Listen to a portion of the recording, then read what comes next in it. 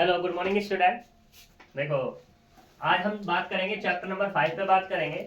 Chapter number 5 है हमारा beta and gamma function.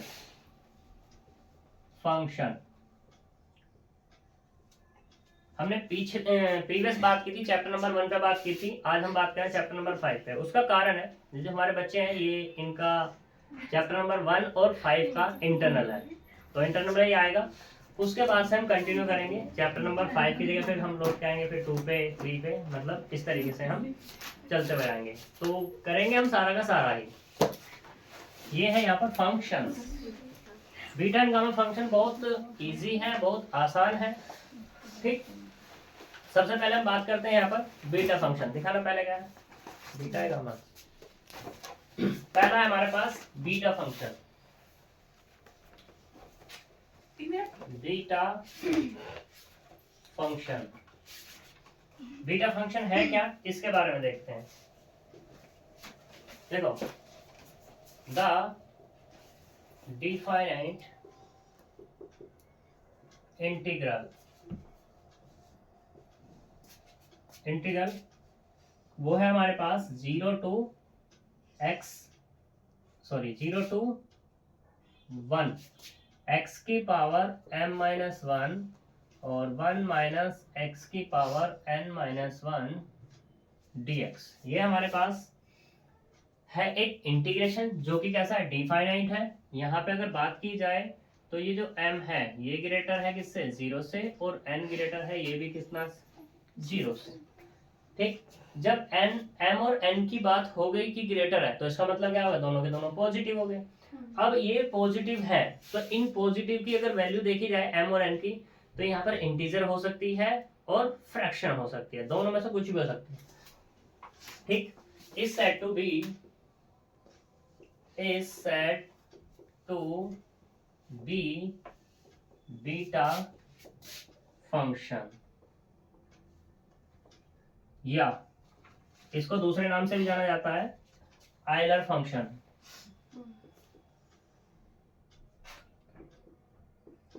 या आयलरियन या यूलियन इंटीग्रेशन, या इंटीग्रल ऑफ फर्स्ट काइंड। अब तुम्हारा यहाँ पे ऑब्जेक्टिव किस तरीके से बन सकता है, ये इंटीग्रेशन दे देगा, इसको पूछेगा ये तुम्हारा कौन सा फंक्शन है, बीटा फंक्शन है या गामा फंक्शन है, या बोथ ए एंड बी। ठीक है, मतलब अगर ऑब्जेक्टिव की बात की जाए तो मान लो ये इसने दे दिया, किस तरीके से दे दिया, 0 to 1 x की पावर m-1 और 1 माइनस एक्स की पावर n-1 और ये dx is said to be। तो फर्स्ट ऑप्शन में क्या आ जाएगा तुम्हारे पास, ये हमारे पास क्या है, बीटा फंक्शन। बी ऑप्शन में आ जाएगा गामा फंक्शन। सी में आ जाएगा हमारे पास इंटीग्रल ऑफ फर्स्ट काइंड, या ऐसे कह सकते हैं आयलर। और इसको आयलर बोलता है, आयलेरियन बोलता है, ठीक है, यूलर भी बोल देता है। Integral of first kind. जैसे ही यहाँ पे ये वाला भी आएगा और ये भी आया, तो अब इसको यहाँ पे डी ऑप्शन देना ही देना पड़ेगा, बोथ, कौन सा, ए एंड सी। ठीक, मान लो इसमें से इन तीन ऑप्शन में से ये वाला नहीं देता तो यहाँ पे देगा फिर दूसरे वाला। ठीक है, मान लो सी, अब ये खत्म कर देते हैं थोड़ी देर के लिए, मान लेते हैं कि हमारे पास एक ऑप्शन नहीं है, तो ये होगा ए, ये होगा बी, और ये वाला क्या होगा हमारे पास, सी होगा, तो डी होगा नन ऑफ दिस।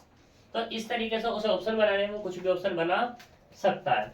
तो यहाँ पर क्या है, ये बीटा फंक्शन कोई भी इंटीग्रेशन है 0 से 1 x की पावर m-1 1 माइनस एक्स की पावर n-1 dx। तो ये क्या कहलाएगा हमारा बीटा फंक्शन या Euler integration of first kind कहलाएगा। इट इज डिनोटेड बाय ये है b और ब्रैकेट एम एन, रेडी से वही करते हैं, बीटा बीटा एम एन, ठीक है। यानी कि अब इसका मतलब क्या हो जाएगा, इसका मतलब यहाँ पे ये हो जाएगा कि कहीं पे लिखा है तुम्हारा कितना, 0 से लेकर 1 एक्स की power m minus 1 minus X की पावर n माइनस 1 dx बराबर क्या हो जाएगा तुम्हारा, बीटा m और ये n, ठीक। तो ये हमारे पास होता है, कोई दिक्कत। अब इसकी कुछ प्रॉपर्टीज आती हैं। प्रॉपर्टीज में क्या होता है कि जो हमारे पास बीटा फंक्शन है ना, बीटा फंक्शन होता है symmetric, beta function is symmetric. Symmetric का मतलब क्या है कि अगर कहीं पे लिखा है बीटा एम एन, ये बराबर किसका होगा, बीटा एन की जगह आ जाएगा एम और एम की जगह आ जाएगा एन, ठीक है, रिप्लेस हो जाएंगे। तो ये सिमेट्रिक होता है। किस तरीके से होता है ये देखते हैं, ठीक है, आगे चलते हैं।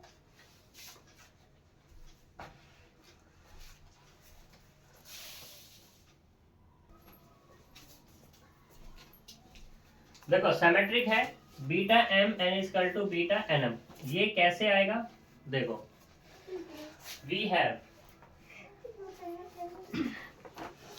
बीटा एम एन, हमारे पास क्या है 0 to 1 एक्स की power m minus 1 minus X की पावर n माइनस 1 और ये dx, ये है। तो पहले यहाँ पे आ रहा है m, बाद में है कितना n, x की पावर m माइनस 1 और 1 माइनस एक्स की पावर n माइनस 1, ये है। हमारे पास एक प्रॉपर्टी होती है 0 to 1 माइनस एक्स की पावर m माइनस 1 इंटू में 1 माइनस एक्स उसकी पावर n माइनस 1 और ये dx। कौन सी प्रॉपर्टी है ये, कि 0 to a f of x dx बराबर कितना होगा, 0 to a f of a minus x और ये dx। इस प्रॉपर्टी का मैंने यूज किया, तो यहाँ पे क्या मिलेगा, 0 to 1 माइनस एक्स की power m minus 1 minus 1 x, ये वाला क्या जाएगा प्लस, अंदर वाला n माइनस 1 और ये dx is equal to 0 to 1 minus X की पावर m माइनस 1, तो यहाँ से क्या मिल गया, इससे कैंसिल हो गया, x की पावर n माइनस 1 और ये dx।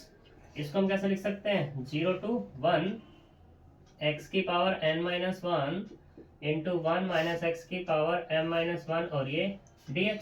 और ये क्या आ जाएगा अब हमारे पास, बीटा n और ये m, इधर क्या करना था हमारे पास, बीटा m n, और ये क्या करना था मुझे, प्रूफ करना। कोई दिक्कत, इस तरीके से हमारे पास ये प्रूफ हो जाएगा।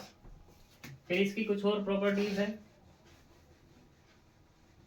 वैसे भी पूछी तो जाएंगी नहीं, लेकिन अगर मान लो पेपर ऊटपटांग उन्होंने बनाना हुआ तो पूछ सकता है। जैसे कि यहाँ पे कहता है केस फर्स्ट में, केस फर्स्ट ये कह रहा है कि देखो इफ n जो है क्या है, n बिलोंग्स कर रहा i प्लस में।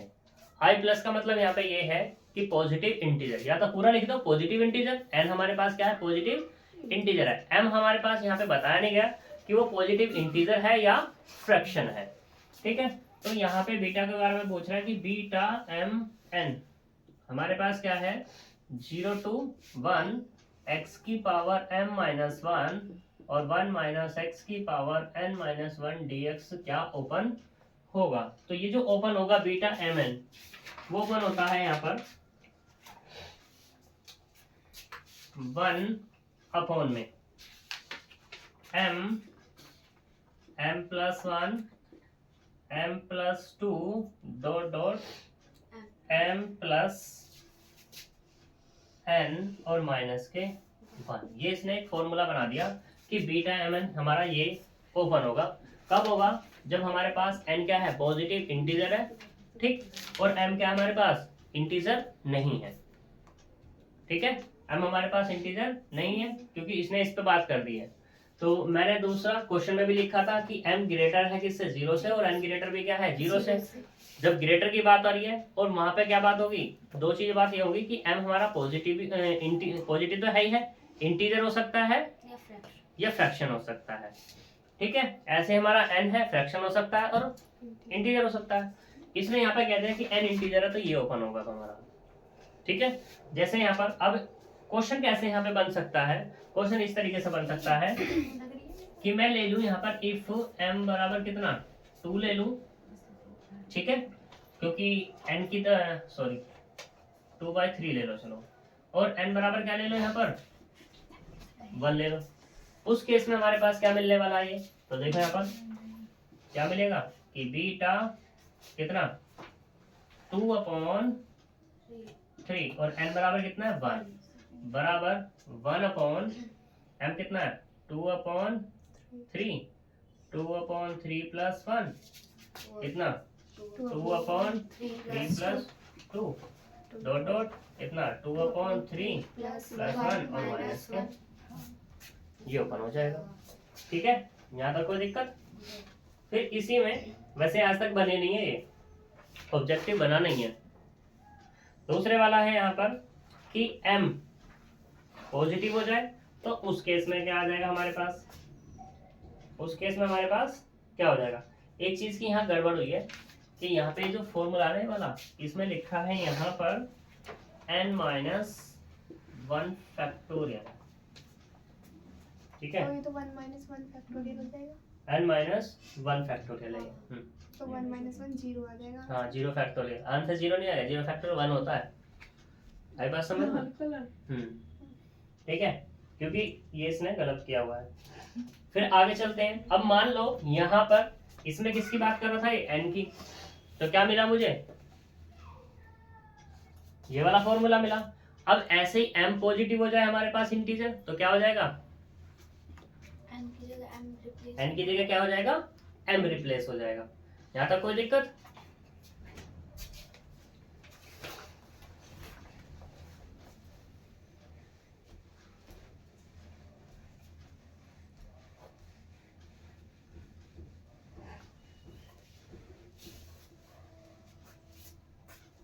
अब इसी में वो पूछता है कि थर्ड केस में कि m और n दोनों के दोनों ही क्या है, पॉजिटिव इंटीजर है, तो उस केस में हमारे पास मिलने वाला है बीटा m n बराबर m-1 फैक्टोरियल n-1 फैक्टोरियल और अपॉन में m प्लस n-1 फैक्टोरियल, ठीक है जी।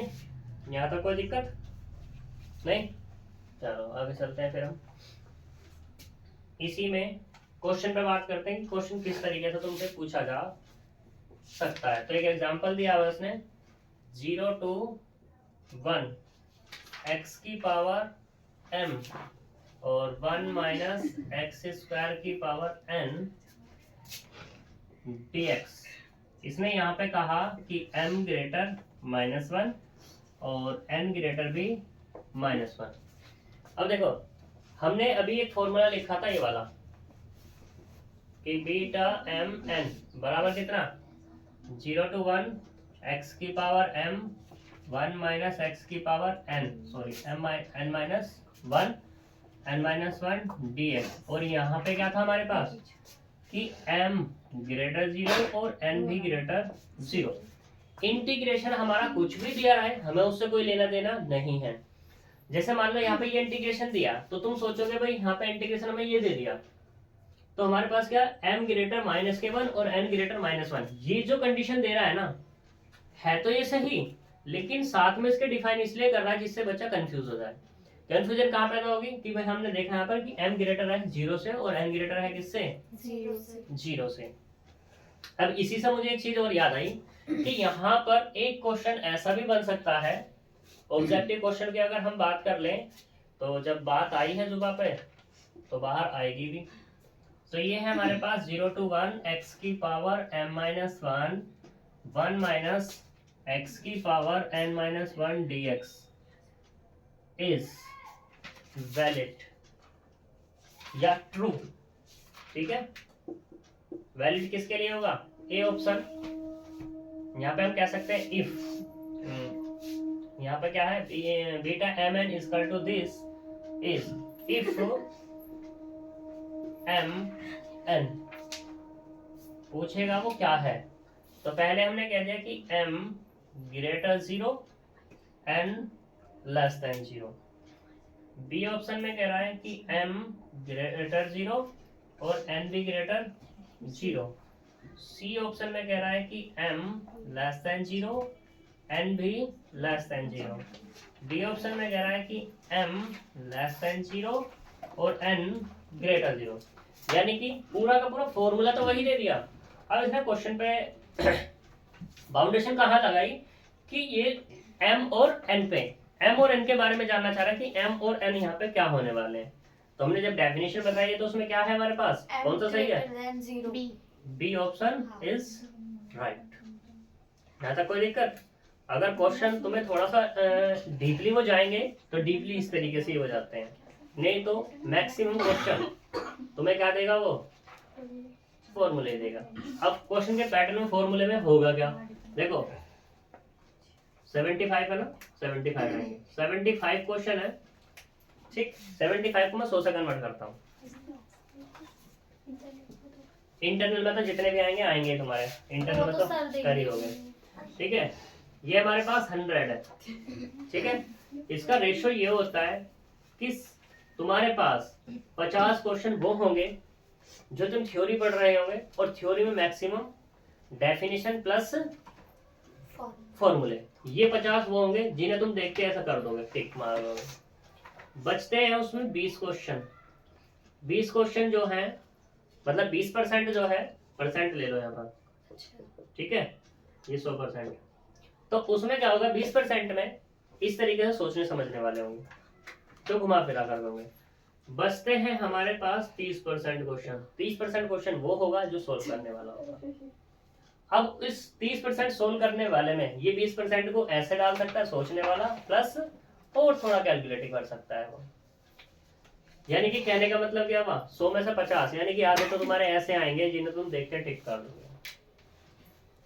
लेकिन इन आधे से काम नहीं चलने वाला। इससे बस ये होगा कि तुम क्या हो जाओगे, ग्रेजुएशन में पास हो जाओगे, परसेंटेज कुछ नहीं आएगी, ग्रेड कुछ नहीं मिलने वाला तुम्हें। क्योंकि अब तुम्हारा क्या है, ग्रेडिंग सिस्टम है, और ग्रेडिंग सिस्टम में जैसे कोई भी फॉर्म भरते हो ना, उसमें ग्रेडिंग ही मांगते हैं कि क्या ग्रेड है, कैसे है। जैसे बीएड की अगर हम बात करें, ज़्यादा नहीं जाते क्योंकि मैक्सिमम बच्चा क्या करता है, अगर टीचिंग लाइन की तरफ चलता है तो वो उसमें देखता है कि भाई चल यार कुछ ना तो खाली बैठे बीएड ही कर ले। मैक्सिमम लड़कियों का यह हाल होता है। ठीक है, तो उसमें उसने बीएड कर ली, और एक चीज़ और करती है लड़कियाँ, बीएड भी ढंग से नहीं करती। वो कहेंगे यार सहेली क्या कर रही है, कंपटीशन कर रही है, उसकी तैयारी कर रही, चल मैं भी कर ली, बीएड भी कर ली, कंपटीशन भी कर ली उधर। लेकिन उससे पहले बीएड के लिए हमें क्या चाहिएगा, यहाँ पर जो हमारी ग्रेजुएशन है ना, 50% चाहिए, 50% प्लस चाहिए, तभी तुम्हारी वैलिड है वो बीएड। नहीं तो माइनॉरिटी में चली जाती है, माइनॉरिटी में रिजल्ट भी आया, डिग्री भी आई ना भी आई, बस कर लोगे बीएड, कोई फायदा नहीं होगा उसका। तो हमें क्या चाहिए, 50 प्लस चाहिए। 50 प्लस में भी क्या चाहिए, अब तो ग्रेडिंग सिस्टम है तो 70% उसके हिसाब से ग्रेड निकाल लेना, ये चाहिए ही चाहिए, तभी तुम्हारा कुछ हो सकता है, अदरवाइज कुछ नहीं होने वाला। ठीक है ना, जब ग्रेडिंग सिस्टम चल जाता है तो 80 प्लस वाला बच्चा ही ठीक ठाक माना जाता है, इससे नीचे वाला तो 0/सन्नाटा है ग्रेडिंग सिस्टम में। उसका कारण भी तो है, 25 तो तुम्हें कॉलेज से मिल रहे हैं इंटरनल, और कॉलेज से जब तुम्हें मिल रहे हैं तो उस 25 में जैसे गवर्नमेंट कॉलेज की बात करते हैं तो वो 22 नंबर तो दे ही दें जो बच्चा अगर है। और प्राइवेट वाले हैं, प्राइवेट वाले में तो 25 में से 25 भी और 24 भी, 24-25 24-25 उनके चले ही चले हैं। और गवर्नमेंट में जो कोई टीचर ठीक ठाक सा, वो क्या करेगा, इंटरनल एक्सटर्नल ये सारी चीज देखेगा तुम्हें, सारी चीज पे वेरीफाई है तो 22 है उसके हाईएस्ट। फिर भी अगर देखा जाए तो 88% तो फिर भी मिल रहे हैं तुम्हें, और इससे आगे बचते कितने हैं तुम्हारे। और रही पास होने की बात, पास तो तुम इसमें से कितने चाहिए अब, 22 यहाँ पे मान दो ये आ गए, अब कितने चाहिए तुम्हें, अलग पास होना पड़े, अलग पास होना पड़े। 28 ही तो चाहिए, तो 28 में ला सकते हो तुम वहां से। अब तो ऑब्जेक्टिव वैसा भी है, पूछ लोगे हाँ बहन 1 का कितना, भाई पास 1 2 का कितना, क्यों अच्छे से पढ़ना पड़ेगा तब जाके जो तुम्हारे अच्छे आएंगे। और ऑब्जेक्टिव तुम्हारा हो गया है, ऑब्जेक्टिव होने पर एक चीज का फायदा और भी है, हायर लेवल की तरफ जैसे ही चलोगे ना तुम्हें हायर लेवल की यहाँ पे तैयारी हो जाएगी। जैसे मान लो तुम्हें क्या और थोड़ा सा जैसे CUT होता है हमारा, उसमें एंट्रेंस की तैयारी करनी है तो ये एंट्रेंस की तैयारी हो जाएगी, सारा का सारा सब कुछ यही आता है। कोई सेंट्रल यूनिवर्सिटी अच्छी सी मिल जाएगी तुम्हें, या स्टेट यूनिवर्सिटी मिल जाएगी, क्योंकि जो CUT में सेंट्रल भी डाल रहे हैं वो स्टेट भी डाल रहे हैं, उनमें वहाँ पे मिल जाती हैं। और जब वहाँ से अच्छे से PG हो जाएगी तुम्हारी, PG अच्छे से होने पर अच्छा सा टैग लगेगा, टैग लगने के बाद बहुत सारी चीज़ें अलग ही खुल के आती हैं। अच्छे से पढ़ोगे ज़्यादा बढ़िया है, ना तो चल तो रही है अपना, चल रहा है क्यों। इस क्वेश्चन पे बात करते हैं। ये क्वेश्चन हमारे पास 0 to 1 x की power m 1 minus x square उसकी पावर n और ये dx। यहाँ पे क्या m ग्रेटर -1 और n ग्रेटर -1। इंटीग्रेशन कुछ भी हो, उसकी बाउंडेशन कुछ भी हो, हमें बनाना यही पड़ेगा, ये वाली बाउंडेशन, तभी हमारा बीटा फंक्शन लग सकता है, अदरवाइज में बीटा फंक्शन नहीं लगेगा। ठीक है जी, तो देखो यहाँ पर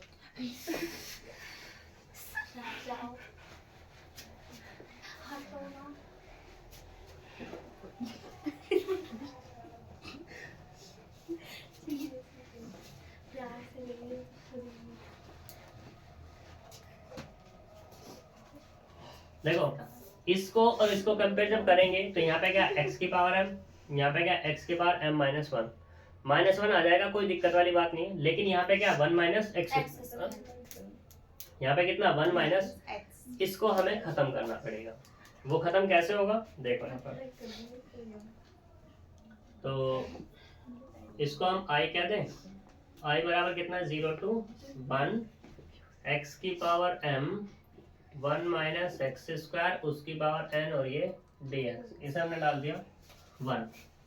तो यहाँ पे क्या करो, जब इसे खत्म करेंगे तो यहाँ से इसे ही खत्म करना है एक्स स्क्वायर को, पुट किया मैंने एक्स स्क्वायर बराबर कितना y, तो यहाँ से dx भी खत्म होगा, 2x dx बराबर कितना हो गया dy हो गया।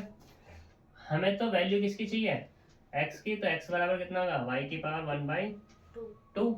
अब लिमिट पुट करेंगे x बराबर 0, तो y कितना हो गया 0, x बराबर 1 तो y भी कितना हो गया हमारे पास 1 हो जाएगा। तो यानी कि जो हमारे पास इंटीग्रेशन था अब वो किस में कन्वर्ट होगा 0 to 1, लिमिट तो सेम ही है, x की जगह क्या आ जाएगा m, यानी कि सॉरी y की पावर कितना 1/2 और उसकी पावर m इंटू में 1 माइनस y उसकी पावर कितना है n नॉट 1, dx की वैल्यू यहाँ पे कितनी आ जाएगी हमारे पास dy upon 2 into root y is equal to 0 to 1, y की पावर कितना होगा m अपॉन 2 इंटू में 1 माइनस y की पावर n अपॉन में 1/2, y की पावर कितना है माइनस के 1/2 और ये dy 1/2 कांस्टेंट है बाहर 0 to 1, y की पावर यहाँ से कितना मिला m अपॉन 2 माइनस के 1/2 और यहाँ से कितना 1 माइनस y की पावर दिस 1/2, सॉरी 1/2 तो पहले ही आ गया है, यहाँ पे कितना मिला सिर्फ dy। यहाँ तक कोई दिक्कत। फॉर्मूला हमारे पास क्या अभी ये है, क्या ये हमारा इस फॉर्म में बन चुका है या नहीं, अभी नहीं बना, हमें इसे बनाना है। कैसे देखो,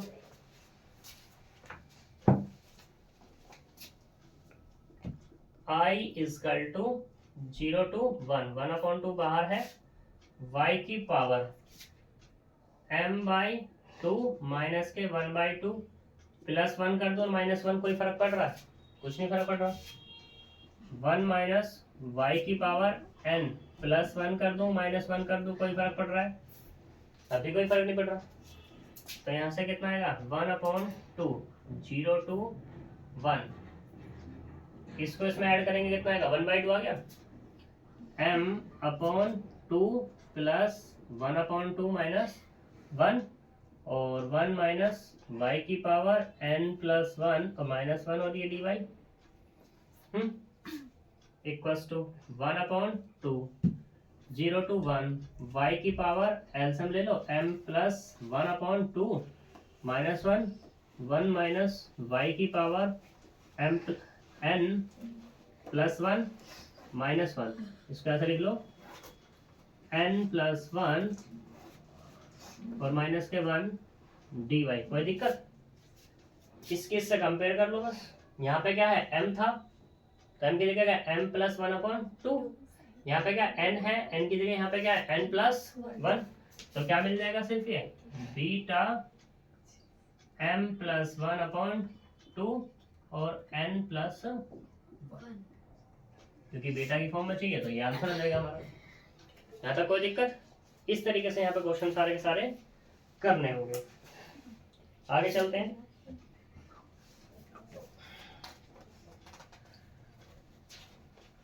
एक क्वेश्चन है यहाँ पे एग्जांपल नंबर 2, मोस्ट इंपोर्टेंट है, इसे और देख लेते हैं क्योंकि ये ऑब्जेक्टिव में तुम्हारा पूछा जा सकता है।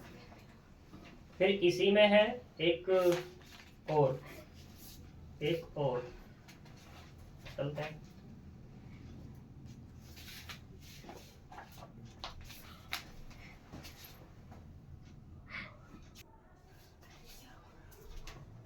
देखो इंपोर्टेंट है ये तुम्हारा, चाहे सब्जेक्टिव हो चाहे ऑब्जेक्टिव हो। ये कह रहा है कि 0 to a माइनस एक्स की पावर m-1 x की पावर n-1 dx बराबर प्रूफ करके दिखाना है a की power m plus n-1 into beta mn बराबर gamma n upon gamma m plus n into में a की पावर m प्लस n-1। यहाँ पर प्रूफ करने से पहले मैंने बीटा फंक्शन के बारे में बता चुका हूँ कि भाई हमारे पास बीटा फंक्शन है। अब बीटा फंक्शन एक नोट पॉइंट बता देता हूँ कि बीटा फंक्शन ओपन होता है गामा की फॉर्म में। जब हम गामा पढ़ लेंगे तब हम उसे बताते हैं, लेकिन यहाँ पे क्वेश्चन आया तो बताना पड़ेगा मुझे। जो बीटा फंक्शन है ये गामा की फॉर्म में होता है, गामा m और gamma n upon gamma m plus n, ये हमारा ओपन होता है। गामा m गामा n है क्या, वो हम बाद में बात करेंगे जब हमारा गामा टॉपिक चलेगा। तो देखो इसे यहाँ पर